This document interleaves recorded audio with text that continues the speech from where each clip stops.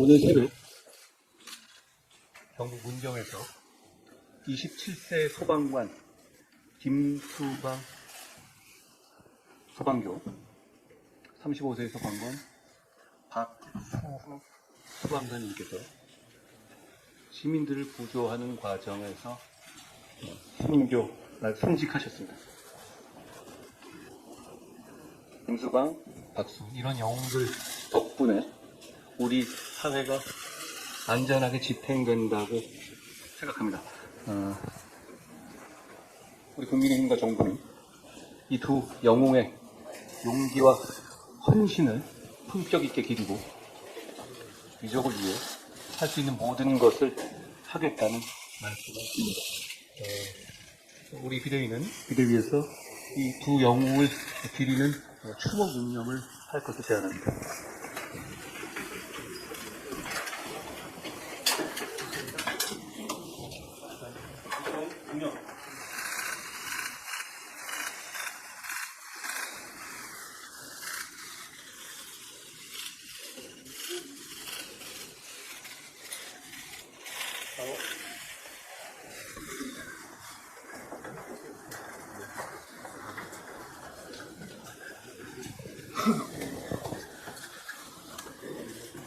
정책에 관한 말씀 먼저 드립니다.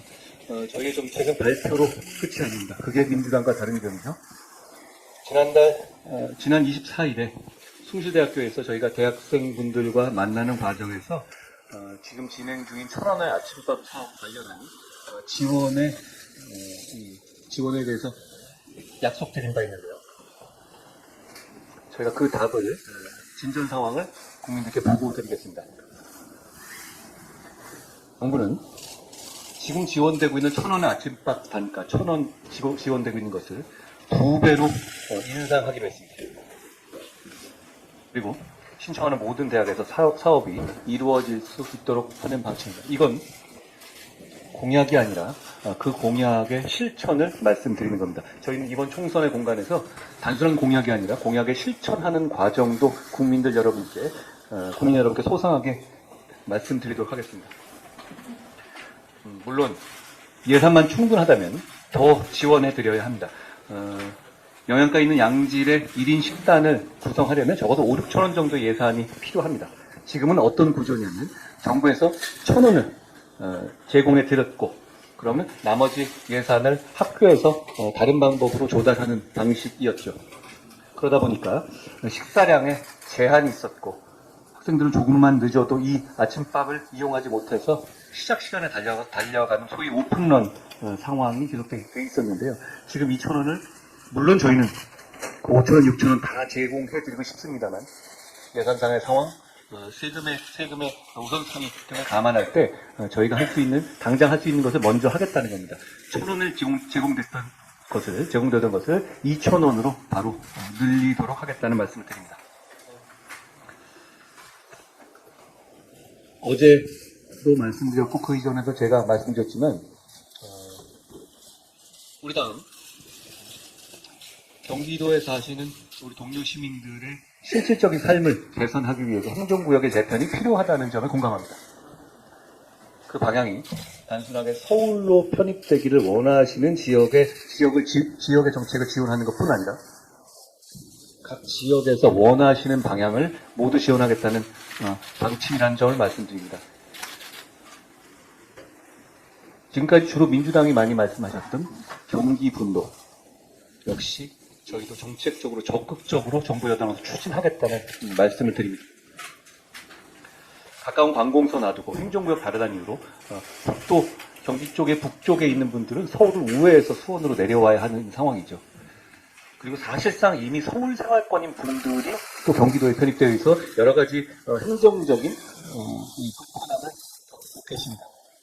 이 두 가지 모두 해결하겠다는 것이고 그 두 가지 모두 같은 비중으로 저희가 서울 편입 부분만 열심히 하고 경기에서 경기분도 부분은 그냥 소극적으로 공감만 해드리겠다 이게 아닙니다. 저희는 정부 여당이고 둘 다 해당 시민들이 결정해 주시는 대로 원하시는 대로 적극적으로 추진할 것이라는 말씀을 드립니다. 그런 차원에서 우리 국민의힘은 이 서울과 경기의 생활권의 재편을 위한 특별 TF를 구성할 겁니다. 그 특위의 위원장으로서 국민의힘 전략기획부총장인 배준영 의원을 임명했습니다. 배준영 의원님 각오를 말씀해 주시면 좋겠습니다.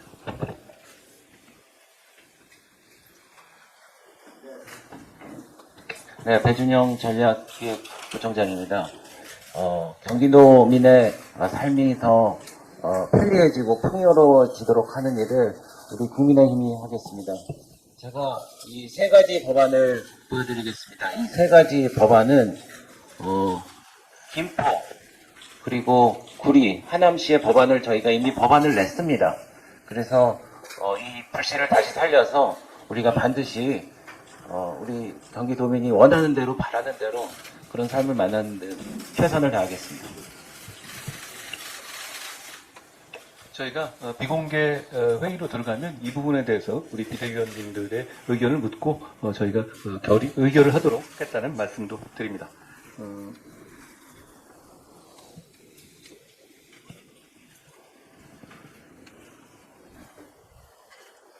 저희가 여러 가지 정치 개혁에 관한 말씀을 계속 드리고 있습니다. 그리고 국민님께 말씀드리지만 저희는 진심이고 이번에 반드시 하려고 합니다. 최근에 물가 인상률이라든가 공무원 급여 인상률과 연동돼서 의원의 이 세비들 인상하는 것과 관련해서 국민들께서 여러 가지 비판을 해주시는 것으로 알고 있습니다. 근데 그것은 사실 물가라든가 공무원들의 이 급여 인상과 연동되는 것이었어요. 사실 루틴한 처리였을 거라고 생각합니다. 다만 이 기회에 저는 세비 문제에 대해서 한번 제안을 드리고자 합니다. 이 문제는 지금까지 우리가 냈던 정치 개혁과는 좀 다르게 아직까지는 제 개인의 생각입니다. 제언을 드리는 것이고 논의해봐 주시고 진행과 관계없이 논의해봐 주십사 말씀드리는 겁니다. 국회의원은 국민을 대표하는 대단히 중요한 임무를 수행하는 직입니다. 그래서 대단히 영예로운 위치이죠. 그러니까 의원이 받는 이 노동에 대한 대가를 봉급이다 이렇게 말잘 안 하고 세비라고 말씀합니다. 단순한 고위공직자가 아닌 거죠. 그러니까 고위공직자가 더 많은 급여를 받는 구조잖아요, 지금은. 그런데 국회의원은 좀 다른 겁니다. 국회의원은 국민의 대표이고 그리고 단순한 고위공직자가 아닌 거죠. 저는 개인적으로 그 임무와 영예에 걸맞는 세비가 지급되어야 한다고 생각합니다. 임무가 중하고 영예가 높으니까 높아야 한다는 뜻이 아니라 저는 국민을 대표하는 직업이기 때문에 상징적으로 우리 국민들 중위소득에 해당하는 정도의 액수를 세비로 받는 것이 어떨까 하는 생각을 예전부터 해왔습니다. 여러 가지 생각이 있으실 겁니다. 이 부분에 대해서 제가 당내에서도 충분한 의견을 수렴한 문제는 아닙니다. 다만 이게 한 번에 해결될 문제가 아니기 때문에 제가 제언 드리는 겁니다. 국민을 대표하시는 자리이기 때문에 그 정도 액수를 받는 것에 대한 상징성도 있다고 생각합니다. 우선 제 개인 생각이지만 여야의 진영을 넘어서 국민 눈높이를 감안해서 진지하게 논의하자는 말씀을 드립니다. 왜냐하면 우리는 의원이 되고자 하는 분들은 단순한 직업이 아니라 국민에게 봉사하고 헌신하기 위해서 이 길에 나선 거기 때문에 이 부분에 대해서 서로 진지하게 얘기해 볼 필요가 있다고 생각합니다. 국민들께서도 제가 드리는 이 의견에 대해서 고견을 주시면 좋겠습니다. 오늘 말씀은 저는 이 정도 하겠습니다.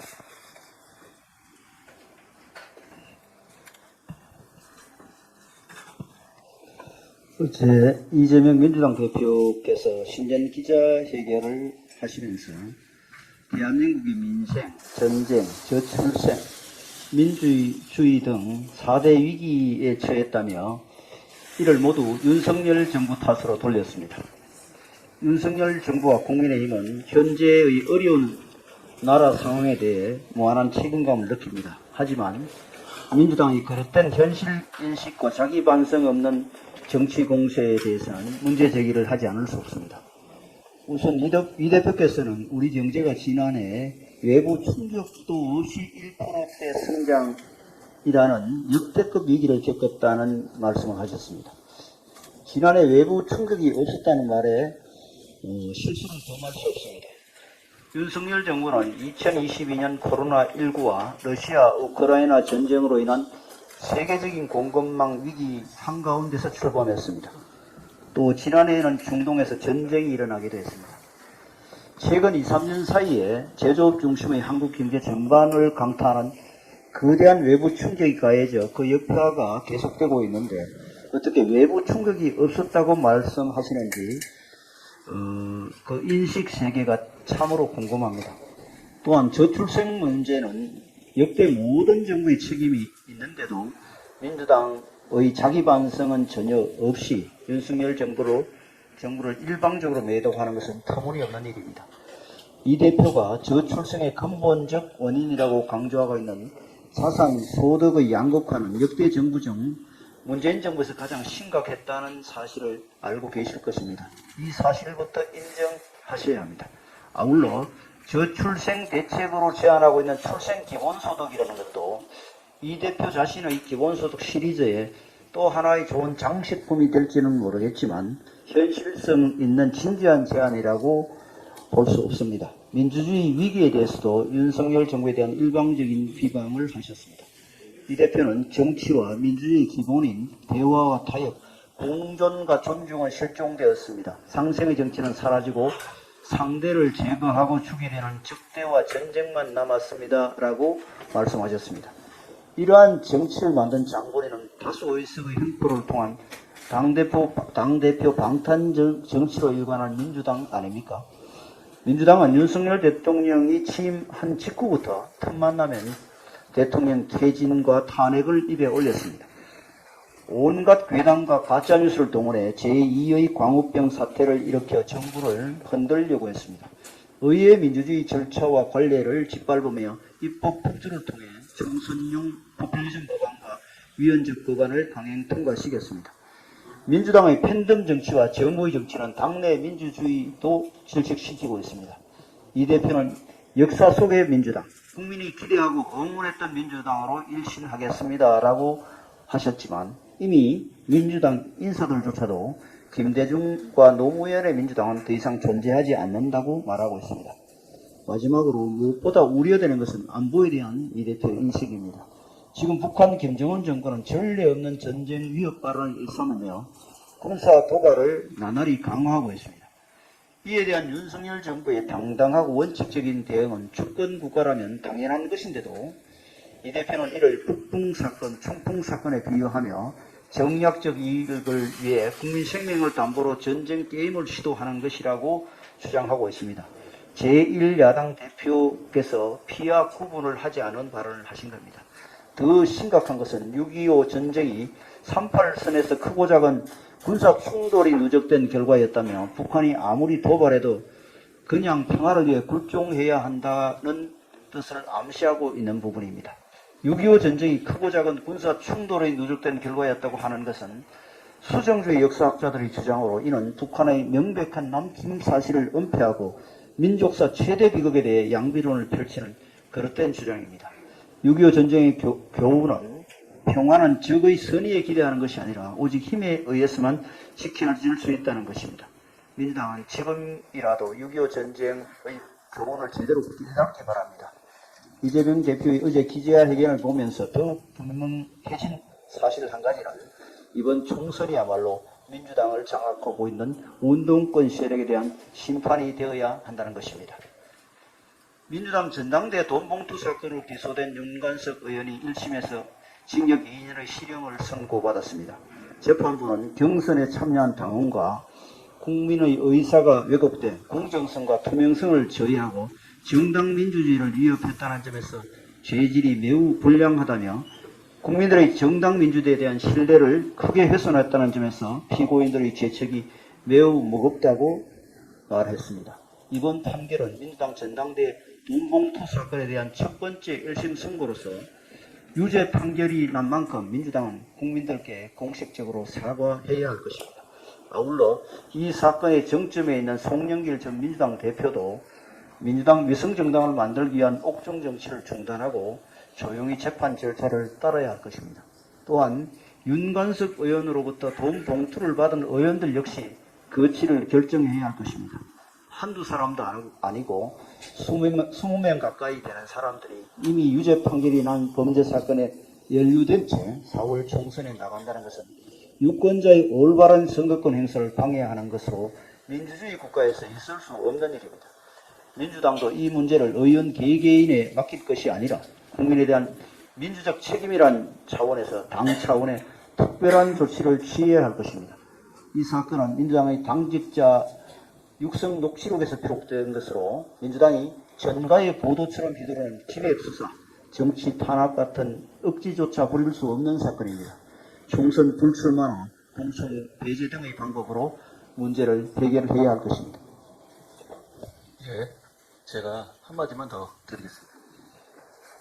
우리의 공천 기준, 그리고 민주당의 공천 기준에 대한 것인데요. 공금법화 횡령, 만취음주운전, 혐오 욕설, 위증교사, 대장동 도착비리, 백현동 도착비리, 성남FC 뇌물, 거짓말로 인한 선거법 위반 등등. 사실 그런 각각의 비위를 저지르는 사람들은 현실 세계에 사실 드물지만, 아주 드물지만 존재합니다. 그런데 이재명 대표가 정말 놀라운 것은 이걸 다 한 사람이 했다는 겁니다. 국민의힘에서 이재명 대표 같은 분이 공천 신청을 했다면 저는 국민의힘에서 절대로 공천받지 못할 것이라고 확신합니다. 그런데 민주당의 공천 시스템은 이걸 적격이라고 판정할 겁니다. 공천을, 국민을 위한, 국민의 눈높이에서의 공천을 누가 하는지 이거 하나로 자명하다고 말씀드리겠습니다. 또 한 가지는 이재혁 대표님께서 말씀하셨지만 그런 수정주의 역사관, 그러니까 6.25의 발발 책임이 서로 티격태격하다가 어쩌다가 난 거다, 이런 식의 역사 왜곡을 공당의 대표가 한다는 것에 대해서 개탄하지 않을 수 없습니다. 이건 왜냐하면 의견의 영역이 아니기 때문입니다. 과거의 소련 문서가 이미 다 공개되어 있지 않습니까? 그게 얼마나 계획적으로 소련과 북한의 김일성이 사전에 계획해서 벌인 일이라는 점에 대해서 미국의 문서가 아닙니다. 소련의 문서로 이미 당시 구소련의 문서로 이미 공개되어 있는 사실입니다. 그런 사실 자체를 왜곡하는 것에 대해서 우리는 책임 있는 정당으로서 민주당의 반성과 국민에 대한 설명을 요구합니다. 어제 연금개혁 공론화위원회가 출범했습니다. 진심으로 환영합니다.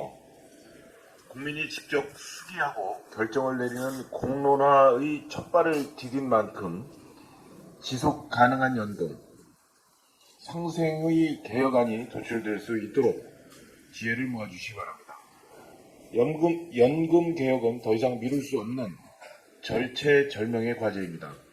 특히 저출생 고령화라는 급격한 인구구조 변화를 겪고 있는 현실 속에서 논의가 미뤄지면 미뤄질수록 미래 세대의 부담만 눈덩이처럼 불어나게 됩니다. 이해관계가 복잡하고 세대 간 입장이 서로 다르다고는 하지만 그럼에도 불구하고 변하지 않는 사실이 있다면 그것은 바로 개혁의 방향일 것입니다. 그리고 관건은 사회 구성원 모두가 얼마나 고통 분담을 할 것인가가 될 것입니다. 근로자, 사용자, 지역 가입자, 청년 등 주요 이해관계자가 서로의 목소리를 듣고 수기하고 충분히 토론해서 최적의 대안을 찾을 수 있기를 기대합니다. 우리 국민의힘은 우리 국민의 안정적 노후를 책임질 연금제도, 그리고 미래 세대에게 희망을 줄 수 있는 연금제도를 만들어가는 일에 함께하겠습니다. 우리 당은 지금이 마지막 골든타임이라는 점을 다시 한번 되새기면서 국민의 개혁안을 위한 공론화가 차질 없이 이루어질 수 있도록 최선을 다해 뒷받침하겠습니다.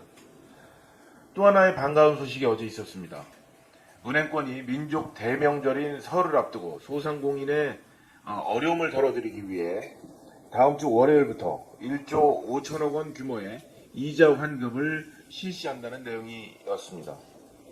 지난달 은행권에서 민생금융 지원 방안을 발표할 당시 우리 당에서는 최대한 신속하게 준비해달라고 당부의 말씀을 드린 적이 있었는데 은행권이 이에 화답해 주신 데 진심으로 감사를 드립니다.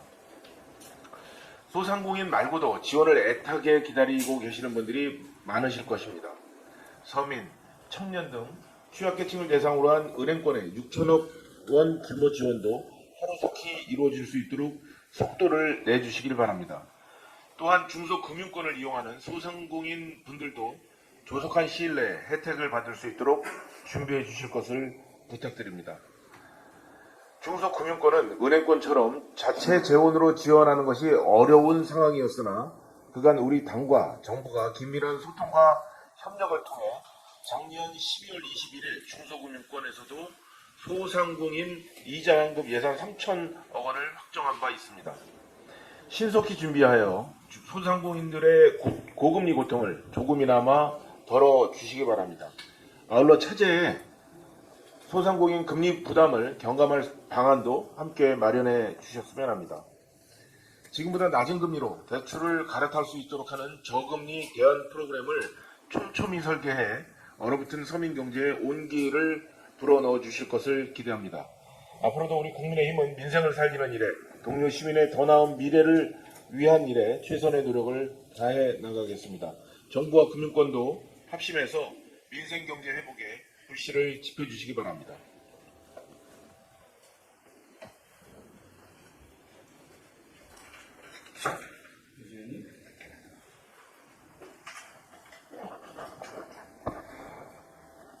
우선 문경에서 국민의 안전을 위해 헌신하시다가 순직하신 소방관 두 분의 깊은 애도를 표하면서 명복을 빕니다. 또한 유가족과 동료 소방관 여러분들께 위로를 드립니다. 안전을 위해 헌신하시다가 순직하신 분들의 고귀한 희생을 국민의힘은 잊지 않고 국민의 안전을 위해서 일하시는 안전직군의 안전을 위해 국민의힘이 함께할 것을 약속드립니다. 곧 민족의 대명절이라고 하죠. 설날이 다가옵니다. 많은 분께서는 보고 싶은 가족을 만나러 먼 길을 떠나실 계획을 하실 것 같습니다. 이 과정에서 우리 장애인 동료 시민분들께서 설날 어떻게 고향에 가실까요? 장애인 콜택시와 같이 이동에 어려움이 있는 중증 장애인을 위해서 운행 가능한 것들 이렇게 또 개조를 하기도 합니다. 이런 다양한 차량을 특별교통수단이라고 합니다. 장애인이 고속철도나 항공을 통해서 이동을 해서 또 역에 내리시고 그 후에 고향집으로 이동하려면 그 지역의 특별교통수단을 이용해야 합니다. 예를 들어서 제가 서울에 사는데 제가 할머니를 뵈러 부산에 가야 됩니다. 그러면 부산 KTX역이나 아니면은 김해공항 등에 내려서 분명히 그 집에까지 가야 되는 길에 특별교통수단을 이용하게 되는데요. 이런 경우에 그 지역에 있는 특별교통수단을 이용해야 합니다. 지역 간 이동에 있어서 장애인에게 이 필수적인데요. 이 현황을 살펴보니까 2021년 국토교통부 조사에 따르면 지역 간 이동에 있어서 특별교통수단 이용률이 5.3%로 매우 저조하게 나타납니다. 이것은 이용을 하기 싫어서 이렇게 저조해진 것은 아니고요. 해당 지역의 특별교통수단을 이용하기 위해서는 복잡한 이용 등록 절차를 거쳐야 합니다. 또한 그리고 그 지자체마다 일정 기간마다 등록을 갱신해야 하기도 하고요. 굉장히 복잡하고 오래 걸리는 절차가 있습니다. 물론 지난해 전국 모든 지자체가 동일한 특별교통수단 운영 기준을 갖도록 하고 환승 없이 한 번에 이동 가능한 특별교통수단 운행 범위를 확대하도록 하는 법령이 개정되어서 시행되고는 있습니다. 그러나 거주지와 가까운 지역이 아니면 등록 절차를 거쳐서 환승해야 하고 지자체마다 또 그 규정도 달라서 여전히 현장에서는 혼선이 일어나고 있습니다. 우리 국민의힘은 장애인의 자유로운 이동권을 보장할 수 있도록 지역 간 이동 격차 해소에 힘쓰겠습니다. 장애인이 어디든지 특별교통수단 이용 예약을 원활하게 할 수 있도록 데이터를 공유해서 이동 등록 절차를 간소화하고 전국 통합 예약 서비스를 구축해서 장애인의 지역 간 이동을 편안하게 만들겠습니다. 이동은 굉장히 자연스러운 것입니다. 누구나 이동의 자유를 누릴 자격이 있습니다. 장애인도 마찬가지겠죠. 모든 장애인이 우리 사회의 동등한 동료 시민으로서 자유롭게 격차 없이 다른 지역으로 이동할 수 있도록, 그리고 모든 시민의 귀성길이 불편함과 불가능이 아닌 설레임으로 다가올 수 있도록 저와 국민의힘이 함께 하겠는데, 사실 이게 제가 공약으로 드린 거긴 한데, 제 공약이 사실 이루어지려면 저희가 총선에서 승리를 해야 합니다. 하지만 제가 그걸 기다리기가 약간 좀 제가 어떻게 될지 모르니까, 그래서 제가 지금부터 진행하려고 하고요. 이런 것들은 지금 저의 자리에서도 가능한 것 같습니다. 부처와 지자체에 많은 협조 부탁드리고요. 그리고 중간중간 여러분께 그 진행 상황도 공유해서 저희가 실천 불가능한 공약을 내놓는 국민의힘이 아니라 공약 내놓기 전에 실천하는구나를 제가 보여드리겠습니다. 감사합니다. 지금 말씀하신 것만 돼도 많이 달라질 것 같습니다. 저희가 다 같이 한번 챙겨보죠. 예.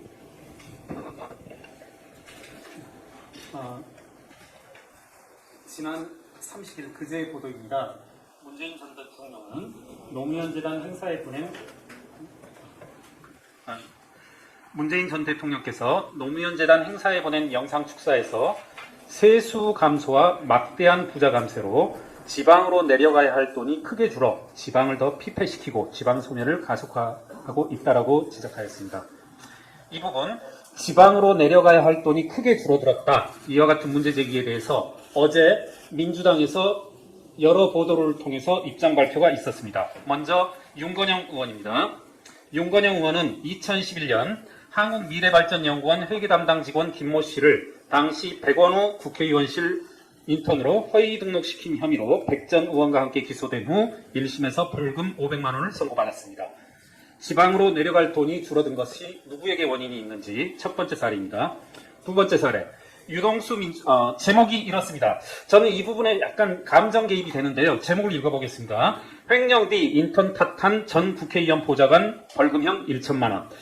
제가 왜 이것에 감정이입이 된다라고 했냐면, 제가 알기로 이게 3, 4년 전쯤에 횡령이 구체적으로 발생했다는 것은 모두 다 인정되어진 것으로 알고 있습니다. 그래서 그 횡령의 주체가 유동수 의원인지 유동수 의원실인지 이와 같이 왈가왈부한 보도 행태 와중에 최종적으로 인턴 탓을 하였습니다. 가장 국회의원실에 힘이 없는 인턴 탓을 하였고, 이게 제가 알기로 제법 5개월, 6개월, 1년 가까이 진행되어지고 인턴에 대한 수사가 진행되어지는 와중에 민주당에서 알고 있는 여러 보좌관들이 저를 찾아오고 전화해서 동지, 이 인턴을 어떤 식으로 좀 구제를 할 수 있겠냐, 인턴이 어떻게 1,000만 원이나 달하는 금액을 횡령할 수 있겠냐, 머리를 짜내고 최종적으로는 정말 답이 없다. 이게 인턴에게 뭐랄까요, 불리한 증거만이 계속 나오고 있는 상황이라 참 갑갑하다, 이런 말을 서로 하면서 마무리 지었는데, 다행히 어제 보도에서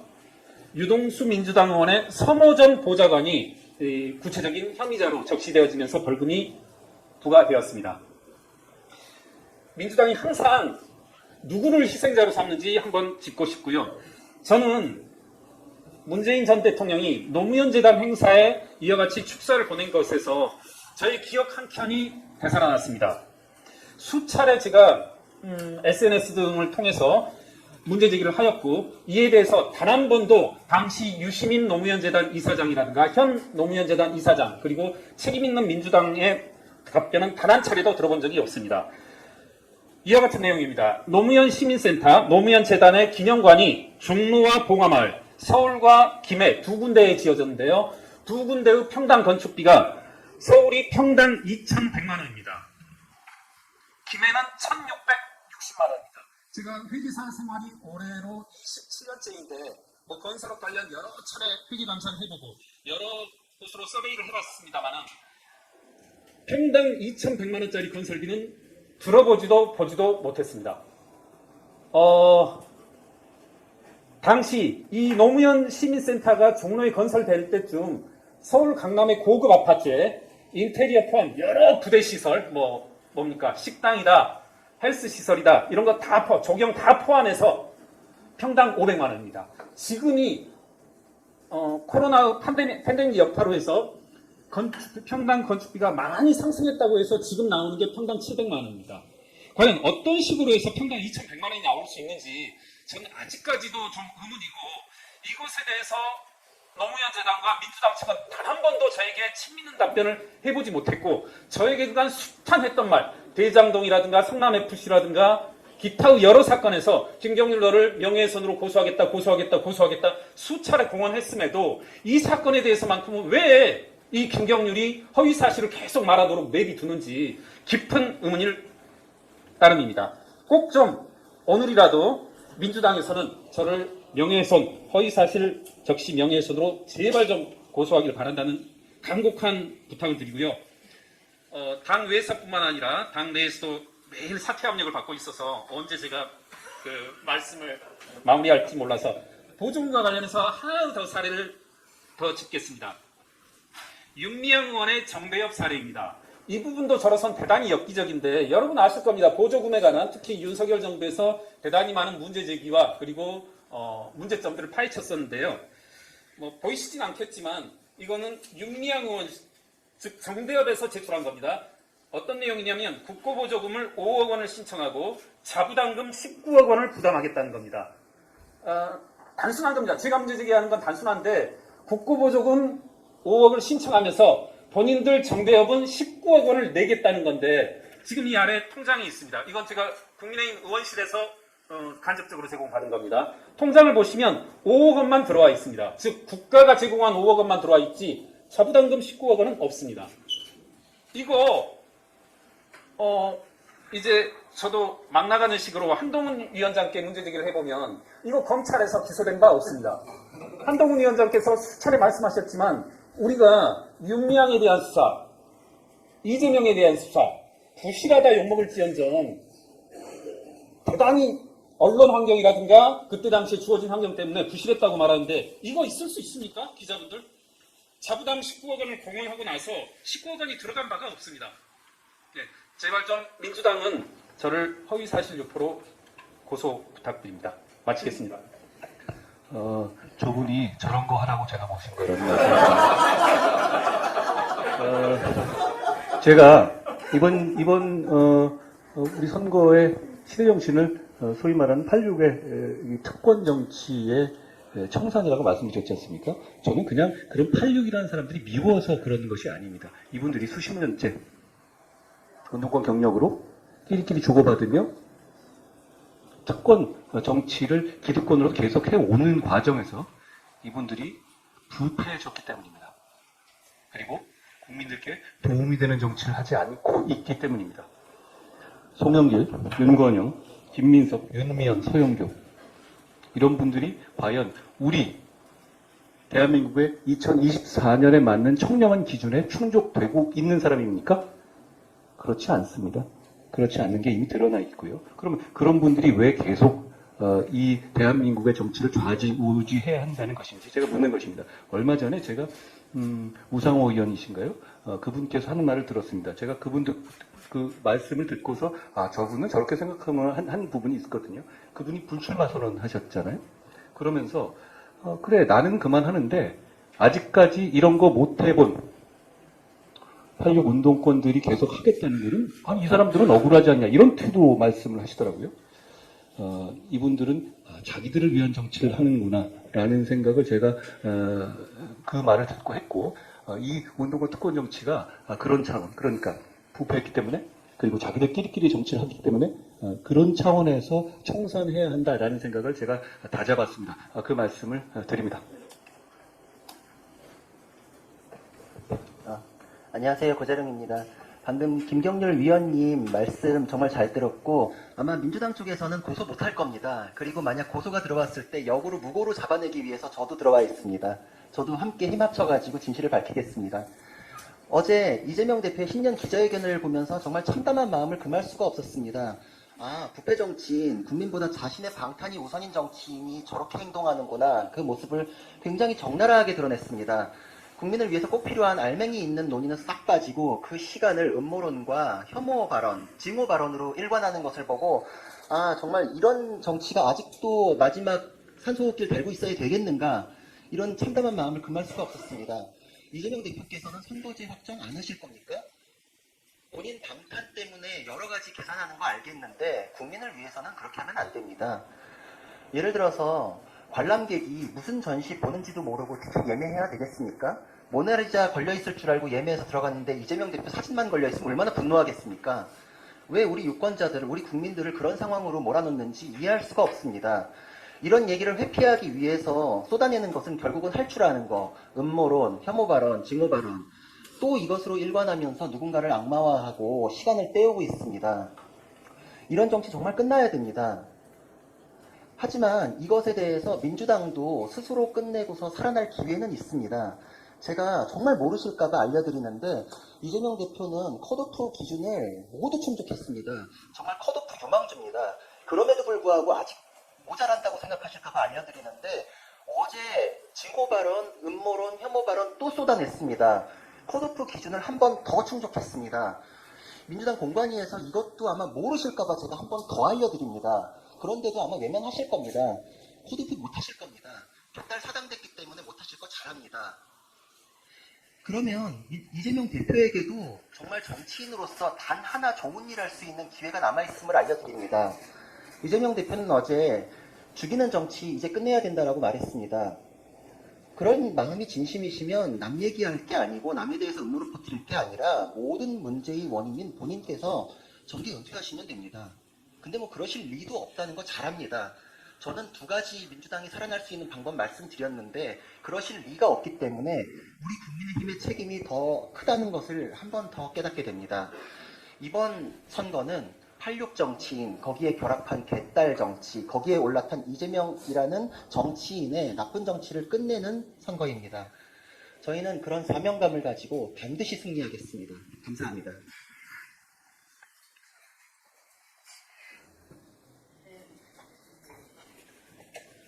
제 생각에 오늘 비대위 회의에 이제 헤드라인 뉴스는 김경률 위원님이 꽤 많이 차지하실 거라고 생각이 드는데요. 네.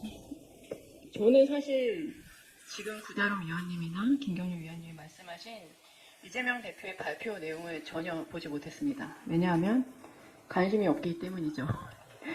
그래서 어떻게 보면 저희가 이야기하는 것들이 실제로 저희 동료 시민들에게 얼마나 이제 관심을 불러일으키느냐, 그리고 그것들을 얼마나 더 자극적이고 강하게 얘기해서 이슈화 시키느냐라는 거에 저희가 같이 휘둘리거나 하지 않았으면 하는 바람도 있습니다. 저는 여전히 정책에 대해서 이야기하겠습니다. 그래서 제가 항상 정책에 대해서 이야기하지만 그래도 이 내용들이 사실은 잘 기사화되지 않습니다. 그럼에도 불구하고 우리가 해야 할 일을 계속 또 해야 되기 때문에 저는 정책에 대해서 다시 한번 말씀드리겠습니다. 우리 당은 지난주에 저출생 관련 정책을 2차례에 걸쳐 발표를 했죠. 육아휴직 급여나 신학기 지원금 등의 비용에 중점을 둔 공약이 대부분 기사의 헤드라인을 차지했는데요. 사실 저희 당에서 이야기하는 비용에 대한 지원은 최소한의 필요 조건이고 우리 당의 공약의 핵심은 결혼과 출산 그리고 육아를 선택함에 있어서 두려움을 없애고 내가 나답게 살 수 있고 내가 믿는 가치에 따라서 아이를 양육할 수 있다는 믿음을 주겠다. 그것이 바로 핵심입니다. 우리 당은 기업 문화의 개선 그리고 우리가 일하는 환경, 유연근무제 등을 계속해서 말씀드리고 있습니다. 그리고 육아동행근무제라는 중소기업에서도 동료가 육아휴직이나 단축근무를 사용했을 때 그 업무를 같이 하는 동료에게 인센티브를 주는 제도도 말씀드렸습니다. 정말 좋은 제도들을 많이 말씀드렸는데 실효성에 대해서 우려를 하시는 분들도 많이 계십니다. 왜냐하면 남성 육아휴직은 아직 전체 중에 30%에 불과하고 중소기업 중에서는 역시 약 50% 정도가 사용이 잘 안 되고 있기 때문이죠. 여기서 저는 한 가지 제안을 드립니다. 이런 저희의 문화, 조직 문화, 그리고 일하는 환경, 저출생에 관한 문화, 이 이야기들은 단지 정책만으로는 어려울 수 있습니다. 왜냐하면 나는 결혼도 안 하고 아이도 안 낳을 텐데 육아휴직하는 직원들에 대한 업무를 내가 왜 부담해야 돼? 라는 그런 피해 의식들이 오히려 이 문화를 만들기 더 좋은 문화를 만드는 데 있어서 약간의 방해가 되기 때문이죠. 일가 가정의 양립이 중요하다고 말하면서 정작 자녀 출산과 돌봄으로 인해서 생긴 업무 공백을 받아들이지 못하는 직장 동료와 상사들이 있습니다. 저는 자신들이 그 경험을 누리지 못했더라도 나의 후배가, 동료가 주변 동료나 상사들의 눈치를 보지 않고 당당하게 저희 정책에 의해서 생겨진 제도들을 쓸 수 있도록 그 환경을 만드는데 모두 다 같이 동참했으면 하는 바람이 있습니다. 저희가 이야기하는 격차는 사회 시스템에만 있는 것이 아닐 수 있습니다. 우리 마음속에도 나와 상대방을 구분해서 다른 선택을 하는 사람들을 비난하는 것이 격차를 만들어내는 것일 수 있습니다. 저는 진심으로 우리 마음속에 있는 격차부터 없애나가길 바라겠습니다. 이상입니다. 예, 역시 이런 모습 때문에 저희가 장소정 의원님을 모신 겁니다. 그리고 그럼에도 불구하고 우리 국민의힘을 찍어주실 거죠? 예. 비대위원 한지아입니다. 특별교통수단은 너무나도 중요하고 쉽게 풀릴 듯한데 정말 오랫동안 난제라는 생각이 듭니다.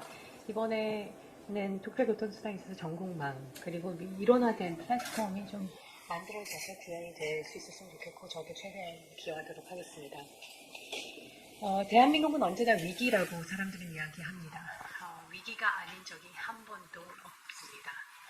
물론 지금 당면한 문제들은 많습니다. 하지만 위기론으로 지금 한국이 일궈놓은 것을 모두 부정하는 것은 우리의 저력, 각자의 자리에서 묵묵히 내일을 위해서 일하고 있는 국민들을 너무나도 과소평가하는 거라고 생각합니다. 언제나 정부도 있었고 정치도 있었습니다. 하지만 궁극적으로 현재를 살아내고 민주화를 이룬 것은 국민 스스로였습니다. 신경 끄기 기술이라는 베스트셀러 작가 마크 멜슨이 한국에 대해서 최근 이렇게 얘기했습니다. 한국의 문화와 역사를 보면 어떤 어려움과 도전에 처하든 항상 길을 찾아왔다는 점을 알게 된다. 새로운 실존 도전에 직면한 그들이 또 다시 길을 찾을 것이라 믿는다. 물론 위기들은 있었습니다. 하지만 우리가 불안해하지 않는다면 저는 위기의 어원에서 나오듯이 오늘의 위기는 또 하나의 기회, 또 우리의 저력이 될 거라고 믿습니다. 감사합니다. 고맙습니다. 저는 계속해서 윤석열 정부의 최근에 발표된 그런 좋은 정책들에 대해서 좀 소개 말씀을 드렸었는데요.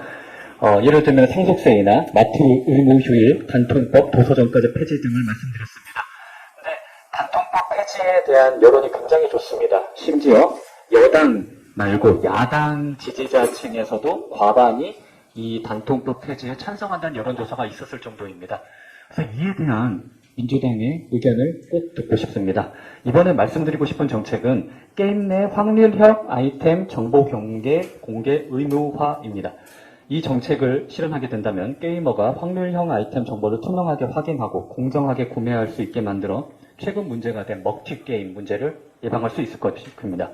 또 정보 비대칭과 법률 접근성 차이로 게임사와 동등한 소송을 벌이기 어려운 게이머를 보호하기 위해 소송 없이도 게임사에 직접 배상을 청구할 수 있도록 하는 전자상거래법상 동의 의결제를 도입하고자 하는데 이거는 또 법 개정 사항이라 민주당의 협조가 절실히 필요한 상황입니다. 윤석열 대통령께서는 게이머들도 역시 소비자이기 때문에 권익보호 대상이라고 하셨고 그 소비자가 보호되어야 시장이 정상적으로 작동해 관련 산업이 성장할 수 있다며 이 정책에 담긴 의미를 말씀해 주셨습니다. 굉장히 중요한 정책이라 생각이 되고요. 그리고 무려 110년 만에 인간 증명 제도가 달라지게 됩니다. 이제 디지털 인감으로 바꾸기로 했는데요. 인감을 등록할 때 등록 기준지에 가지 않아도 되고 인감증명서는 정부24 사이트에서 뽑을 수 있게 됩니다. 굉장히 중요하고 우리 국민의 편의를 도모해주는 그런 정책들인데요. 이재명 대표님께서는 지난 최고위 회의 때 김일성과 김정일 이름 앞에 우리라는 단어를 붙이셨습니다. 오매불망 북한만을 바라보고 있음을 보여주셨습니다. 윤석열 정부와 우리 국민의힘은 오직 우리 대한민국 국민만을 바라보며 민생에 올인하겠습니다. 감사합니다. 예, 좋은 말씀해 주셨는데요. 이 단통법 폐지는 우리 국민의힘이 이 시장 경제와 시장을 어떻게 보고 있는지 철학을 보여주는 문제입니다. 민주당께서도 여기에 충분히 호응해야 한다고 생각하고요. 그리고 말씀하신 것처럼 게임 문제는 이게 가챠 게임에 대한 거란 말입니다. 가챠 게임 하다 보면 사실 이게 정보가 공개 안 됐을 때 이게 이 산업 자체의 룰을 흔드는 것이거든요. 제가 법무장관 있을 때 가챠 게임에도 적용될 수 있는 하자가 책임 규정을 만든 바 있습니다. 역시 이 부분에도 우리 젊은 분들 꼭 저처럼 나이 드는 사람도 이 게임을 하긴 하지만 젊은 분들이 많이 관심을 가지신 분들이기 때문에 부분이기 때문에 저희가 끝까지 이 관심을 가져야 할 거라고 생각합니다. 좋은 말씀 고맙습니다. 우리 사회의 많은 청년들은 직장이나 관계에서 여러 번 실패를 경험하면서 자존감도 낮아지고 자신감도 잃으면서 자신의 세상으로부터 분리하여 운동그립의 삶을 선택하게 됩니다. 가족이나 친구를 비롯하여 모든 사회적 관계가 끊긴 채 지내는 고립운전 청년이 54만 명 정도로 추산되고 이들 가운데는 4명 중 3명이 삶을 포기하는 것에 대해 생각했다는 것은 무척 가슴 아픈 일입니다. 최근까지 이들은 운동형 외톨이라 불리우며 국가 정책의 사각지대에 놓여 있었습니다. 그러나 이번 정부에서는 이 같은 고립 운동 청년 문제의 심각성을 인식하고 실태조사를 통해 정확한 현황을 파악하고 범정부 지원 방안을 마련하였습니다. 원스톱 창구를 통해 고립 운동 청년을 상시 발굴하고 전담 관리사를 통해 사회 적응을 돕고 그직 의욕도 갖도록 지원하는 내용을 바탕으로 한 고립 운동 청년 지원 방안은 청년의 한 사람으로서 매우 환영할 일이라고 생각합니다. 그러나 저는 고립 운동 청년을 위해 이제 첫걸음이 떼었다고 생각합니다. 고립 운동을 선택하는 가장 큰 이유는 주변에 아무도 내 편이 없다고 느끼기 때문입니다. 국민의힘은 고립 운동 청년과 그 가족을 지원하는 제도를 확대해 고립 운동 청년 곁에서 함께하며 세상으로 나올 수 있는 힘이 되어드리겠습니다. 이상입니다. 고맙습니다. 오늘 약간 길어져서 죄송합니다. 비공개로 할까요?